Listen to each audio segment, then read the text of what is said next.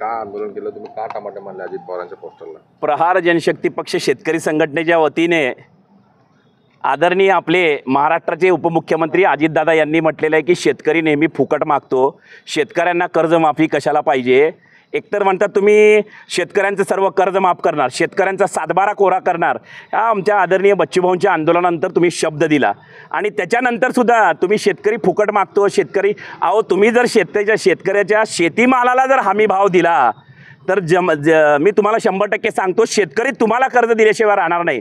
जेणेकरून वेळोवेळी कुठंतरी धरणात मुतावं लागल, कुठंतरी शेतकऱ्याची नेहमी अवहेलना करायची, शेतकऱ्यांची चेष्टा करायची. तुम्हीसुद्धा एक शेतकरी आहेत, त्याच्यामुळं आज अजितदादांचा इथं बॅनर लावला आणि बॅनरला टमाटे मारला. आमच्या शेतमालाला हमी भाव द्या.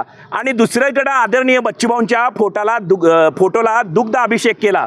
याचं कारण तफावत, एक नेता जो आहे 5 वेळा उपमुख्यमंत्री होऊन, एकदा खासदार होऊन शेतकऱ्यांची नेहमी बदनामी करतो, शेतकऱ्यांची चेष्टा करतो. आणि दुसरा नेता मात्र आदरणीय आमचे बच्चूभाऊ शेतकऱ्यांना सर्वत्र एकत्र करून, शेतकरी आज एका झेंड्याखाली कुठंतरी शेतकरी पक्ष संघटना जातीमध्ये विभागलेला शेतकरी एकत्र येऊन नागपूरला आदरणीय मुख्यमंत्री फडणवीस साहेबांच्या इथे मोठ्या प्रमाणात शेतकरी एकत्र करून आंदोलन केलं होतं. आणि शेतीमालाला हमी भाव मिळावा, शेतकऱ्यांचा सातबारा कोरा. तुम्ही तारीख दिलेली आहे 30 जून, सक्सेस झालेलं आहे आमचं.